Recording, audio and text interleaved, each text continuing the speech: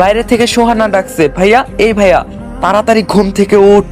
আমি একটু কাচুপুচু করে আবার ঘুমিয়ে পড়লাম। সোহানা এবার দরজার বাইরে দাঁড়িয়ে ডাকছে, ভাইয়া আমি কিন্তু দরজা ভেঙে ফেলবো, তাড়াতাড়ি উঠতে বলছি তোকে।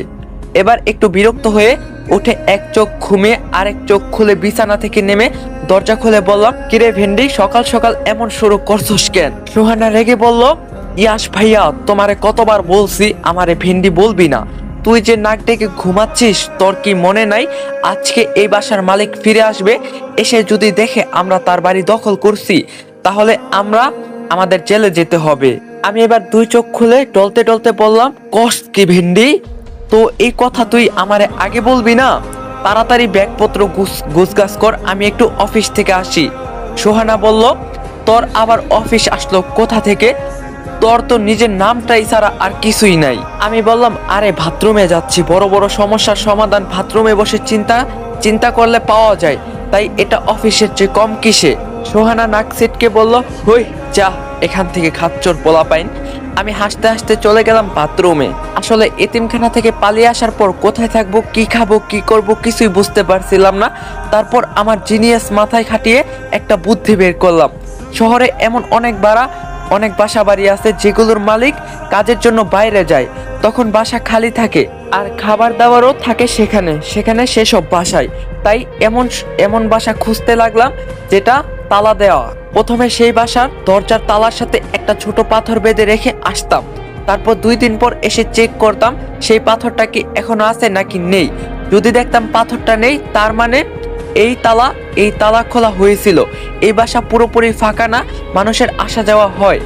আর যেই বাসায় তালার পাথর 2 দিন পরও থাকতো তাহলে বুঝে নিতাম বাসার মালিক সত্যিই নেই। এই বাসা খোলা হয়নি। তারপর নকল চাবি দিয়ে তালা খুলে আমি আর আমার বোন সেখানে নিজের মতো করে থাকতে শুরু করতাম। মালিক আসার আগেই আমরা আবার সেই বাসা ত্যাগ করতাম, আবার অন্য বাসা খুঁজে নিতাম। এভাবেই 3বার ধরা পড়ে জেলে গিয়েছিলাম। কিন্তু আমি কুকুরের লেজ, আমি কি আর সোজা হব নাকি? এভাবে ভিন্ন লাক্সারিয়াস বাসা তাদের খাবার দাবার খেয়ে জীবনযাপন যাচ্ছে। সোহানাও অনেক হ্যাপি। আমাদের ভাই বোনের কোনো চিন্তাই নেই, না ভবিষ্যৎ আর না অতীত, বর্তমান নিয়েই দারুণ কাটছে আমাদের। সোহানা ডেকে বলল, ভাইয়া তাড়াতাড়ি কর, বাইরে গাড়ি এসে থেমেছে, হয়তো মালিক চলে এসেছে।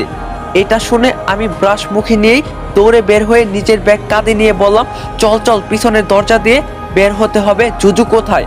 সোহানা বলল, আরে ওর কথা তো মনেই নাই, জুজু কই? তুই জুজু?